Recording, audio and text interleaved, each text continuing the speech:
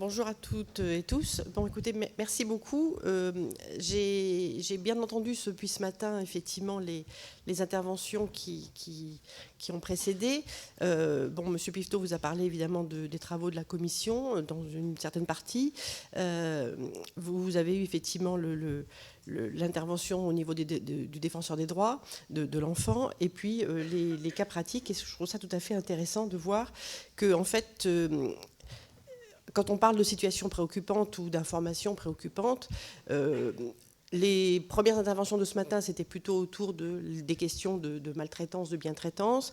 Et on voit qu'effectivement, les situations que vous avez présentées sont plutôt liées à des faits, à des pratiques liées aux soins qui ne relèvent pas, à ce titre-là, de ce qu'on pourrait considérer comme de la maltraitance en tant que telle. Après, c'est la réponse peut-être qu'on y apporte qui pourrait être considérée comme maltraitante si on ne prend pas en considération certaines choses.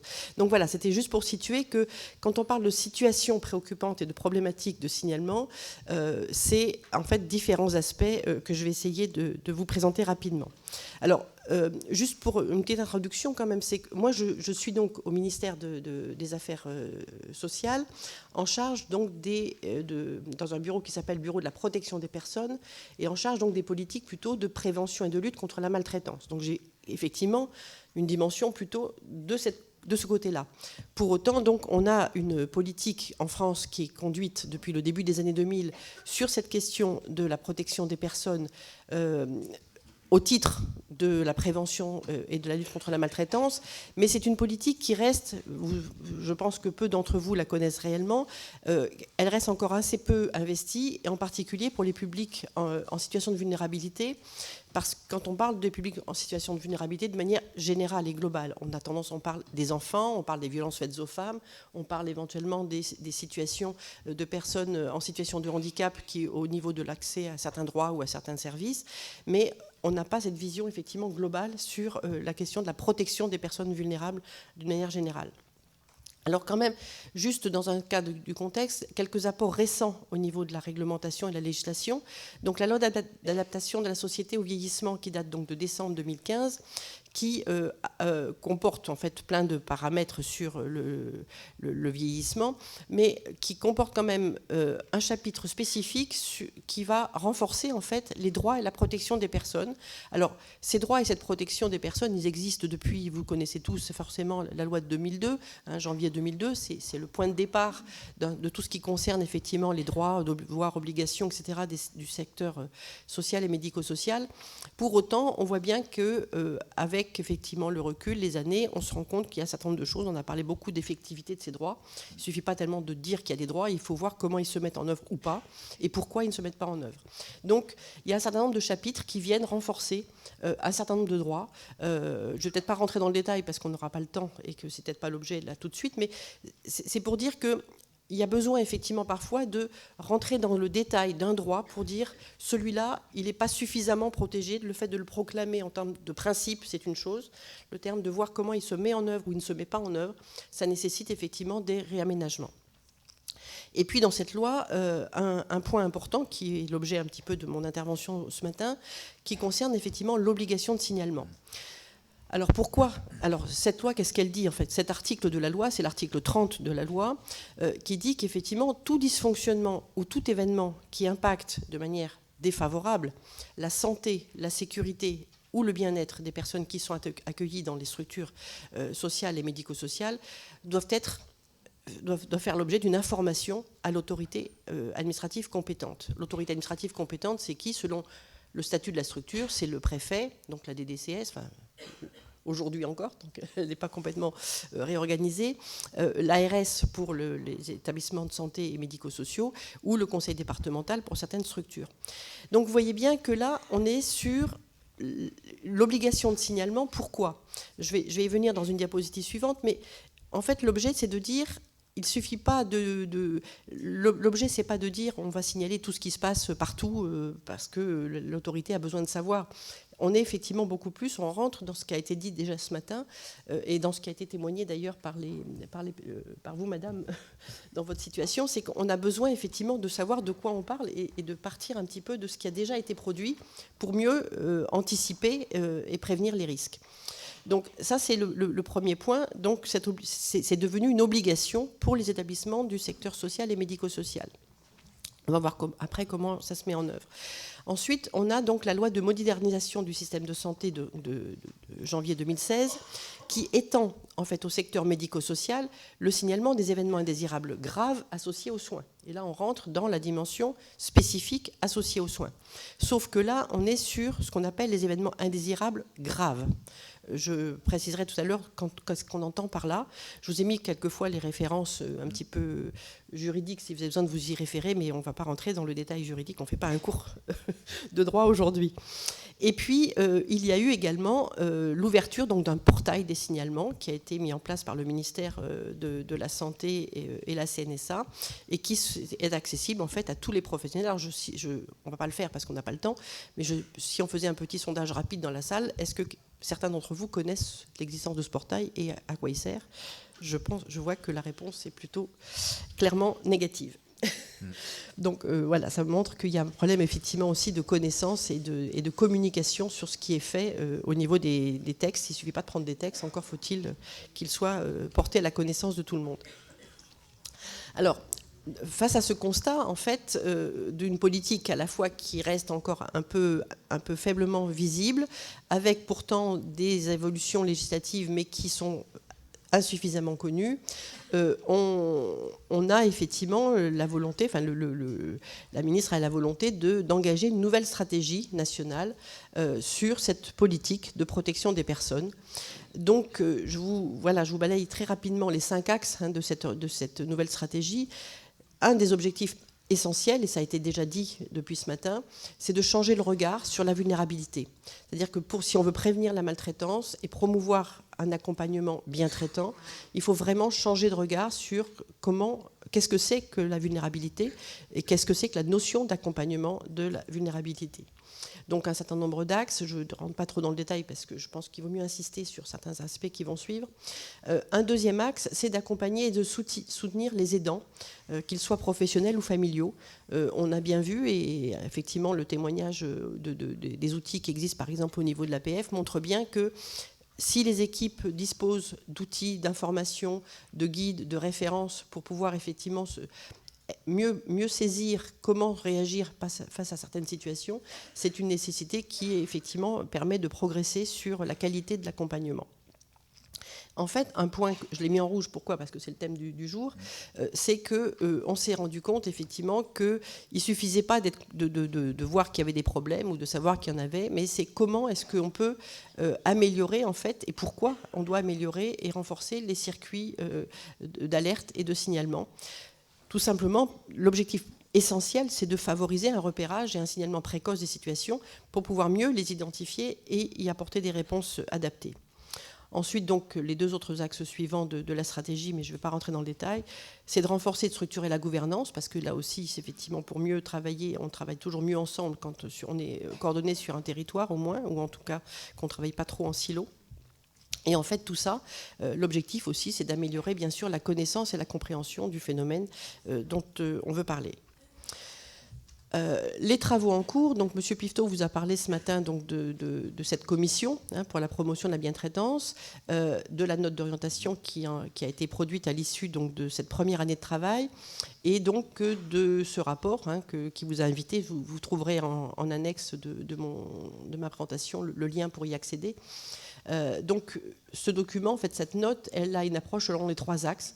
Il vous l'a dit, c'est comprendre pour réaliser la diversité des situations. Alors, on est là sur la maltraitance, on n'est pas sur les situations préoccupantes de manière générale. Mais c'est aussi comprendre donc, cette situation et savoir mieux entendre ceux qui les subissent. Le deuxième axe, c'est de savoir et pouvoir réagir le plus efficacement possible, et notamment, pour cela, mieux analyser et orienter les alertes et les signalements. Donc je vous ai remis en rouge, ce qui est en lien avec le thème du jour. Et enfin, pour prévenir, troisième axe de cette note, comment prévenir les actes et les situations de maltraitance. Cette note comporte 38 propositions principales qui, quand on travaille à l'examen de ces propositions, on retrouve en fait les axes de la stratégie que je vous ai présentés juste avant. On voit bien qu'on est sur les mêmes objectifs de sur quoi il faut travailler pour améliorer les choses. Cette commission, donc M. Piveteau vous l'a dit, continue aujourd'hui ses travaux, mais sur des mesures plus opérationnelles, puisque aujourd'hui on est sur, une fois qu'on a défini un certain nombre d'orientations, de priorités, de propositions, concrètement, qu'est-ce qu'on fait ? Et une des premières priorités d'action sur les travaux qui sont conduits actuellement, auxquels d'ailleurs participe l'APF depuis le début, d'ailleurs, c'est de travailler à la définition de qu'est-ce qu'on entend. Alors, on est là sur la question toujours de maltraitance. Qu'est-ce qu'on entend par une situation de maltraitance? Qu'est-ce qu'on entend par une situation préoccupante? Et à partir de quand on considère qu'il faut parler de ces situations? Donc, c'est un travail qui est en cours, qui, je ne vais pas en parler trop dans le détail parce qu'il faudrait la journée, mais voilà, sachez que c'est quelque chose qui est en activité. Et puis, dans les travaux en cours, vous avez sans doute aussi entendu parler un certain nombre de rapports, de productions qui ont été réalisés cette année, enfin l'année dernière. Le rapport qu'on appelle l'IBO, qui était suite à la concertation sur le grand âge autonomie. Le rapport produit par Mme El Khomri sur les métiers de l'accompagnement et le récent rapport de Mme Dufeu-Schubert sur les questions d'agisme et donc de regard, la perception que l'on a sur justement les personnes qui sont en perte d'autonomie et comment on peut changer le regard de la société sur ces personnes. Donc, alors, pourquoi dans tout ça, pourquoi est-ce qu'il faut améliorer le repérage et le signalement ? Alors, c'est vrai qu'en France, on est quand même un des freins majeurs, enfin, c'est peut-être lié à notre histoire et à notre culture, mais on n'aime pas beaucoup signaler. Ça fait référence à la délation, à la dénonciation, à avoir de la calomnie, et du coup, on a vraiment une réticence quasiment épidermique dès qu'on parle de signalement, et puis on va signaler à qui et pourquoi et qu'est-ce qu'on va en faire, et je m'en mêle pas, c'est mieux, c'est pas mon affaire, voilà. Bon, donc on a vraiment un problème par rapport à ça, et l'objectif c'est vraiment de changer de posture sur pourquoi est-ce qu'on a besoin de signaler et de repérer les dysfonctionnements quels qu'ils soient. Et alors, c'est pas dans l'ordre ce que je vous ai mis, il y a plusieurs, il y en a pas un qui prime sur l'autre, etc. Mais une des motifs quand même, ça a été évoqué déjà ce matin, c'est quand même aussi, l'objectif c'est d'améliorer au final la sécurité des personnes et la qualité de la prise en charge. C'est pour sensibiliser aussi aux problématiques qui se posent et aux difficultés, pour tendre aussi vers une tolérance zéro et du laisser-faire. Quand on constate que quelque chose ne va pas, on ne sait pas comment le résoudre, on ne sait pas, on se dit après tout c'est pas de mon ressort, et du coup on laisse courir. Non, il faut pas. Il faut aller vers une tolérance zéro. C'est pas acceptable. Alors on est beaucoup plus, comment dire, sensible et intolérant quand on voit des violences faites aux enfants, quand on voit les féminicides, quand on voit un certain nombre de choses. Et puis il y en a d'autres où c'est comme ça. Ça fait partie du... Il y a une espèce de fatalisme en disant c'est comme ça, de toute façon on ne peut pas lutter contre tout. Et du coup on a une tendance un peu à laisser faire. Alors on va se heurter sur des choses qui vont... Voilà. Par exemple, même on voit des débats importants sur les maltraitances animales, dans les abattoirs, dans tout ce que vous voulez. Et puis à côté de ça, donc, il y a quelques faits comme ça qui vont émerger. On voit des fois quelques reportages, quelques documentaires qui sont nécessaires parce que des fois il faut bousculer un peu les sensations pour interpeller sur un sujet, mais voilà, ce qu'il faut voir, c'est que c'est pas que ce qu'on voit le plus, ce qui est le plus visible, qui est le plus gênant. Parfois, c'est justement ce qu'on laisse un peu faire. Et voilà, moi j'insiste beaucoup sur ça parce que je trouve que c'est extrêmement important. Ça permet également d'identifier justement des premiers signaux. Quand on parlait des signaux faibles, parfois, j'ai bien aimé tout à l'heure l'image du Concorde. On voit que c'est pas parce qu'un événement se produit une fois, il n'y a pas eu de catastrophe, voilà. Mais si on regarde effectivement l'accumulation de petits événements précurseurs, on peut prévenir la catastrophe. Et donc l'objectif, c'est aussi d'aller vers la prévention. L'objectif, c'est aussi d'améliorer les réponses aux situations. C'est-à-dire que si on est conscient d'une situation, si on voit une situation préoccupante ou un événement indésirable, on va pouvoir travailler à y apporter des réponses. D'abord concrètes, immédiates, et puis éventuellement pour éviter et prévenir les récidives. Enfin, ça peut aider aussi les professionnels dans leur pratique parce qu'ils vont avoir des éléments pour pouvoir comparer, analyser et voir en quoi leurs pratiques peuvent évoluer pour progresser dans la réponse aux difficultés auxquelles ils sont confrontés. Et puis, un objectif aussi important, c'est de développer une culture de veille et de vigilance. C'est-à-dire que en interne, au sein des équipes, au sein des structures, il faut effectivement sortir de cette culture de la faute pour aller plutôt vers l'analyse des causes. L'erreur existe, elle est humaine, il n'y a pas forcément besoin toujours de punir, de sanctionner, mais on apprend de ses erreurs, et ça, il faut effectivement aller dans cette évolution de la culture au niveau des équipes en interne, et c'est essentiel, et pour ça, il faut forcément parler de ce qui ne va pas et le signaler.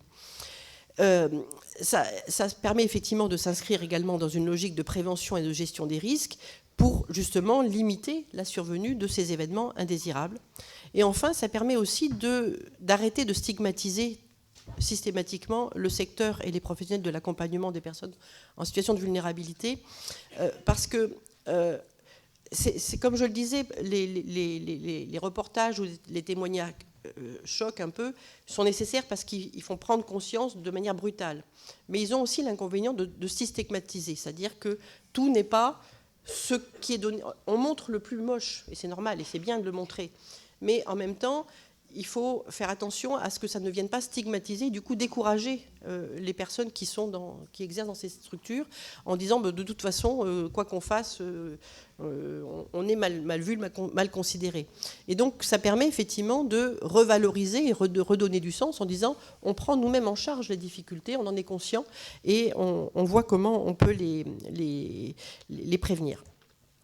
Alors, la nécessité de changer d'approche, elle est quand même aussi confrontée, ça a déjà été dit, j'y reviens rapidement, les difficultés en fait et les freins au signalement, c'est la crainte de la sanction, c'est la crainte des représailles, c'est la réticence à signaler un dysfonctionnement dans une organisation ou une pratique inadéquate parce qu'on en fait partie, parce que c'est des collègues et qu'on ne va pas dénoncer ses collègues ou même son encadrement.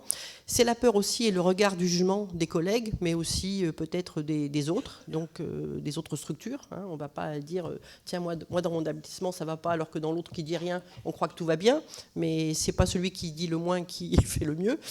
Ça c'est connu aussi. Et puis il y a aussi la méconnaissance en fait, des obligations et des circuits de signalement. Donc on a vu tout à l'heure qu'il y a plein de choses qu'on ne connaît pas forcément sur comment on doit réagir face à ce genre de situation. Il y a donc nécessité de mettre en place, en interne, donc des procédures de recueil, d'analyse et de traitement des événements indésirables. Et ça, c'est la première étape. C'est-à-dire, avant de faire le signalement externe, on va dire, à une autorité, la première des choses, c'est de pouvoir signaler en interne et de travailler sur ces signalements en interne. Et seulement quand une situation relève soit d'une dimension plus compliquée ou nécessite effectivement d'informer une autorité, on va le signaler à l'autorité. On ne va pas tout signaler à l'autorité, hein, je veux dire. Mais par contre, il faut qu'en interne, il y ait des dispositifs, et je crois que j'ai cru comprendre que c'était le cas au niveau de l'APF, vous avez donc des procédures pour ça, et c'est vraiment essentiel. Mais au-delà d'avoir des procédures, il faut effectivement comprendre à quoi elles servent, ces procédures. Il faut vraiment les intégrer comme... c'est pas juste on le fait parce qu'on doit le faire, on le fait parce que ça permet de progresser, ça permet d'améliorer la qualité, ça permet de se sécuriser aussi dans nos pratiques, parce que quand on est face à une situation et qu'on ne sait pas trop comment gérer, le fait de pouvoir en parler, de pouvoir partager avec d'autres de manière collective, on va trouver une solution, alors soit juste pour l'événement en question, mais aussi ça peut avoir une incidence de manière plus générale après et être transposée. Donc il y a besoin aussi donc, pour ça de déterminer des règles interne de signalement à l'autorité administrative, c'est-à-dire à partir de quand, donc il y a des règles claires et connues de tous, à partir de quand on va au-delà, à partir de quand on considère que ça ne peut pas être que de la cuisine interne et juste entre nous. Donc c'est pour aussi éviter soit les sous-déclarations, ce qui est le plus souvent le cas quand même, mais parfois, de temps en temps, les surdéclarations, où on imagine que parce qu'on va signaler à l'autorité administrative, voilà, la responsabilité, on a signalé, on a dit que ça n'allait pas, qu'on n'avait pas les moyens, et puis voilà, c'est plus de notre ressort. Donc voilà, il y a à travailler quand même sur ces notions de sous- et surdéclaration, et pourquoi est-ce qu'on se situe dans quel cadre. Alors, le risque, c'est de ne pas, enfin, ça serait de ne pas se satisfaire uniquement de la simple mise en œuvre de cette obligation. Il y a une obligation législative, donc on fait parce que c'est obligatoire. Mais en fait, ce qu'il faut vraiment au niveau des équipes, c'est de promouvoir une véritable adhésion à cette culture du repérage et de la gestion des risques comme vraiment un objectif de qualité interne et au quotidien pour tout le monde. Alors, quelques fondements juridiques, mais je vais aller vite. Je vous ai parlé de la loi 2002, mais je ne reviens pas dessus parce que c'est tellement... voilà, on dit, ça fait presque 20 ans et on se rend compte qu'on parlait d'effectivité de la mise en œuvre des droits. Il ne suffit pas de décliner des choses, il faut voir après comment elles sont mises en œuvre. Et on voit qu'encore aujourd'hui, on est loin d'avoir tout exactement mis en œuvre comme il fallait. Donc, il y a les obligations en fait, des établissements sociaux et médico-sociaux sont liées effectivement aux droits des usagers et c'est défini dans le Code de l'action sociale et des familles. Je vous ai mis la référence de l'article. Et on voit que, voilà, alors c'est très résumé, ça ne veut pas dire grand-chose, mais on voit bien que ça porte sur plein d'aspects. C'est à la fois le respect de la dignité de la personne, de la vie privée, mais c'est aussi le choix de ce qu'on lui propose. C'est une prise en charge individualisée qui tient compte aussi de son consentement et de sa volonté. C'est la confidentialité autour de la personne, mais c'est aussi lui permettre, lui donner l'accès à toutes les informations qui la concerne directement, sur ses droits et sur les protections particulières auxquelles elle peut aussi prétendre, et puis surtout la participation directe ou avec l'aide d'un représentant si nécessaire à tout ce qui la concerne de manière individuelle ou collective dans sa vie quotidienne au sein de la structure. Alors ça c'est très résumé, mais voilà, il y a quand même des fondements juridiques qui posent tout ça. Alors, l'obligation de signalement, je reviens donc sur cet article 30 de la loi, là je vous l'ai réécrit dans sa quasi-totalité pour que vous voyez bien qu'en fait l'obligation de signalement ne se limite pas à la question de la maltraitance. C'est vraiment tout ce qui en fait, au niveau du fonctionnement d'une structure comme au niveau des pratiques, peut avoir une incidence sur la qualité de la prise en charge ou la sécurité des personnes. Ça relève également de prise en charge en termes de soins, mais également en termes d'accompagnement et de vigilance. Alors là aussi, je vous ai mis les références juridiques si nécessaire. Et puis donc la loi de modernisation, je vous l'ai déjà dit ça, non ? Je l'ai déjà dit, il me semble, la loi de modernisation qui étendait au service médico-social Oui, je vous l'ai déjà dit. Bon, ben voilà. Excusez-moi. Alors, cette obligation de signalement, en fait, elle recouvre les trois champs entre ce que dit la loi de santé et ce que dit la loi d'adaptation de la société au vieillissement. Donc, les événements indésirables graves associés aux soins, ça, c'est défini dans la législation par des textes que vous avez vus précédemment.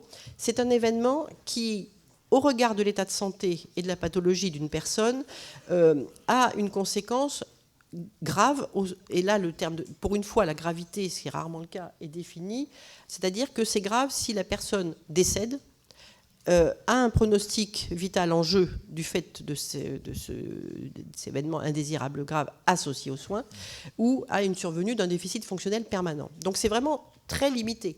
Ce n'est pas n'importe quel type d'acte et ce n'est pas n'importe quel type de conséquences.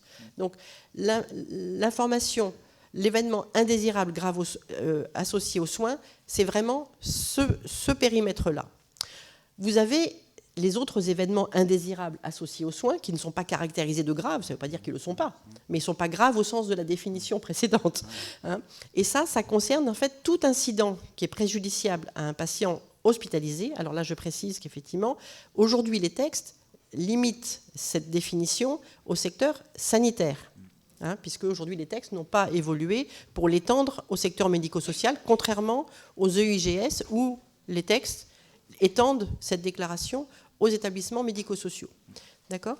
Donc les EIAS, ça relève effectivement du secteur sanitaire et l'objectif aujourd'hui, c'est vous allez voir un peu tout à l'heure les circuits, c'est que ce soit de plus en plus géré en interne au niveau de la structure, puisque ce sont des établissements hospitaliers qui ont en général les structures pour pouvoir gérer en interne les dysfonctionnements liés aux soins.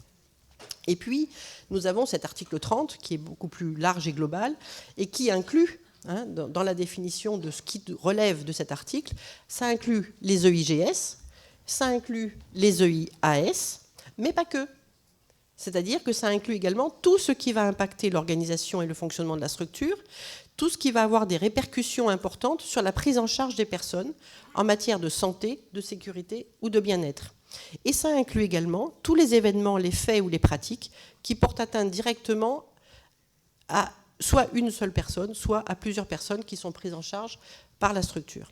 Voilà, c'est assez schématique parce qu'on n'a pas le temps de rentrer dans le détail, mais vous voyez que ça recouvre en fait des champs extrêmement larges. Alors, quelles sont les informations qu'il faut transmettre ? C'est là, en fait, dans l'article 30, enfin, les textes qui définissent ensuite les modalités d'application de cet article, définissent que c'est la personne qui est juridiquement responsable, en général c'est le directeur de la structure, dans le secteur, parce que l'article 30 concerne uniquement le secteur social et médico-social. Donc c'est le responsable ou le directeur de la structure qui doit effectivement informer l'autorité administrative de la nature des faits, des circonstances dans lesquelles ces faits se sont produits, du nombre de personnes victimes ou exposées au regard de ce qui vient de se produire, les conséquences constatées. Alors les conséquences, c'est aussi les conséquences constatées non seulement pour les personnes, mais aussi pour les personnels, voire pour l'organisation de la structure. On peut prendre quelques exemples si vous voulez. Par exemple, vous avez un événement, voilà, qui n'est pas de la responsabilité de la structure. Vous avez un événement climatique, vous avez, je ne sais pas, une tempête de neige, et puis la route est verglacée, il y a des arbres coupés, donc on ne peut pas accéder à la structure, donc le personnel ne peut pas venir travailler, le service de repas ne peut pas amener le repas. Enfin bon, on voit un certain nombre de choses comme ça. Ce n'est pas de la faute de l'établissement. Il a donc besoin d'intervenir pour dire, voilà comment je vais gérer la situation.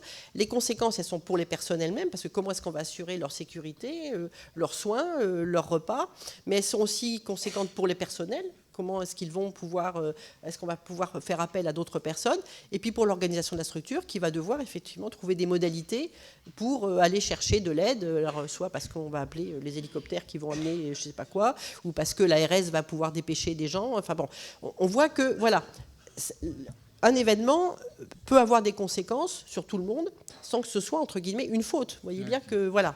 C'est pour ça qu'il faut bien prendre conscience qu'un événement indésirable n'est pas forcément une faute. Ça peut être une faute, et que ce soit une faute ou pas, il faut travailler et analyser ce qui se passe, mais on voit bien que ce qu'on vous demande de signaler ne se limite pas à ça.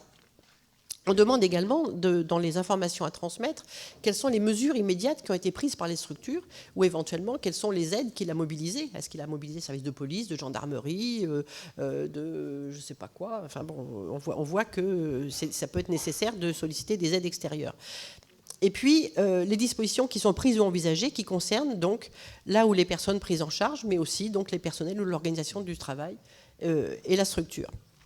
On demande également que vous informiez sur les suites administratives ou judiciaires, le cas échéant, parce que parfois, il y a effectivement des sanctions disciplinaires, des sanctions qui peuvent être prises. Et donc ça, c'est important de le signaler également. Et en dernier point, les évolutions qui sont prévisibles ou les difficultés attendues. Par exemple, l'établissement va rester fermé pendant X temps, il a fallu transférer les résidents dans une autre structure, etc. Bon voilà, ça fait partie... c'est un exemple, mais il y en aurait beaucoup d'autres. Alors, les circuits de signalement. Vous voyez bien qu'on a parlé donc des trois, les EIGS, les EIAS, et puis tous les autres. Donc, les EIGS, il y a une procédure très spécifique. Je vous ai dit, c'est déterminé, c'est cadré, c'est précis. Donc, il y a effectivement une déclaration qui est donc via le portail que vous ne connaissez pas, qui est celui que vous avez indiqué ici, et qui en fait consiste en une déclaration en 2 volets. Alors pourquoi en 2 volets ? Parce que ça, c'est vraiment la culture qui vient du sanitaire. C'est-à-dire qu'on voit bien qu'il y a l'évolution vers... on sort de cette culture de la faute pour comprendre. C'est l'analyse des retours d'expérience, comme on dit. Donc l'objectif, le premier volet, c'est on déclare ce qui s'est passé, et puis tout ce que je viens de vous dire avant. Et puis 3 mois après, là, l'établissement a 3 mois pour analyser les causes et dire, voilà, au regard de ce qui s'est passé là, voilà, on a compris pourquoi ça s'était produit, qu'est-ce qu'on aurait pu faire pour l'éviter. Et donc, il y a un deuxième formulaire qui est rempli pour dire, voilà ce qu'on a compris. Une fois que tout ça c'est fait, alors évidemment ça c'est fait par l'établissement, mais quand on signale via le portail, ça part évidemment à l'ARS qui regarde si les éléments sont suffisants, s'il y a besoin d'aide, d'accompagnement, de soutien, etc. Et puis l'ARS n'intervient que si c'est nécessaire, elle n'intervient pas systématiquement. À la clôture donc, des 3 mois après, si on considère que tout a été bien compris, etc., le dossier est considéré comme, le signalement est considéré comme clos, et ça part à la Haute Autorité de Santé qui va faire une analyse générale sur l'ensemble de ces EIGS, qu'ils se soient produits dans le secteur sanitaire ou dans le secteur médico-social, parce que ça existe également dans le médico-social. Vous avez parlé tout à l'heure de l'erreur de vaccination. On voit bien parfois, il peut arriver qu'effectivement, on se trompe de médicaments dans un EHPAD, par exemple, et la personne va décéder parce que le traitement, évidemment, ne lui correspond pas du tout compte tenu de son état de santé. C'est une erreur. Donc plutôt que de dire on va virer l'aide-soignant qui a donné le traitement, ça peut être une solution, mais pas forcément la meilleure, c'est de comprendre pourquoi cette erreur s'est produite et comment pour éviter effectivement que ça se reproduise et qu'on prenne les devants. Donc voilà un peu l'objectif des EIGS. Les EIAS, je vous rappelle que c'est aujourd'hui, cette procédure-là, elle ne concerne que les établissements de santé. Je l'ai mis quand même parce que les EIAS sont inclus, comme je vous l'ai dit, dans le 3e. Mais voilà, là, il y a une procédure spécifique. L'objectif, c'est de faire le signalement qu'en interne au niveau de l'hôpital. Et l'ARS n'est informée que quand ça dépasse en fait, le seul traitement interne. Donc c'est un petit peu une parenthèse pour le secteur sanitaire. Par contre, pour le secteur médico-social, les 3 relèvent du 3e événement. C'est-à-dire que si c'est un EIGS, la procédure, c'est celle qui est décrite à gauche. Si c'est autre chose qu'un EIGS, donc y compris un EIAS, excusez-moi de parler en sigle, mais ça va plus vite, c'est la procédure à droite. C'est-à-dire qu'il y a un formulaire particulier qui est annexé à un texte, à un arrêté, et sur lequel, effectivement, le responsable de la structure va renseigner les informations que je vous ai listées précédemment et l'adresser donc à l'ARS. Pour aller plus loin, vous avez mes coordonnées si jamais vous avez des questions précises et que vous souhaitez que je vous apporte des éclairages. Et puis, quelques sites utiles. Alors, le premier, c'est le lien pour accéder au rapport, donc à la note de la commission maltraitance dont a parlé M. Piveteau ce matin. Et puis, donc, le deuxième, c'est un site sur le ministère pour les droits en matière de maltraitance. Et le troisième, c'est l'accès au portail. Donc, que vous ne connaissez pas, que je vous invite à aller regarder. Alors, vous allez voir que c'est très particulier parce que ce portail, en fait, il ne permet pas de tout signaler. C'est bien pour ça qu'il y a... comment on revient en arrière, là ? Le portail vous permet de signaler que les EIGS. Donc, pour les autres, ce n'est pas le portail qu'il faut, c'est effectivement le formulaire. Et donc, je vous ai mis en dessous, effectivement, les références des textes qui s'applique effectivement à ces dispositions et à la réglementation qui s'applique. Et donc vous trouverez concernant l'article 30, donc le décret et l'arrêté, et donc annexé à cet arrêté, il y a le formulaire qui précise exactement les situations, les dysfonctionnements qui relèvent qui nécessitent d'être signalés à l'ARS et les informations qu'il convient de communiquer dans ce cadre-là. Merci. Très bien.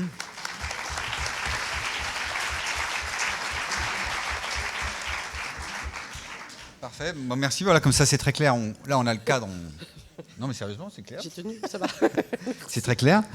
Donc là, ce qui est bien, c'est qu'on a un bon quart d'heure pour que vous puissiez poser des questions aux intervenants. Ce sera comme ça après chaque séquence. Donc il y a un micro qui va circuler. Si vous pouvez lever la main pour des questions donc, qui concernent effectivement ce sur quoi on vient de parler, que ce soit sur les expériences ou bien sur le dispositif juridique, les obligations. Voilà.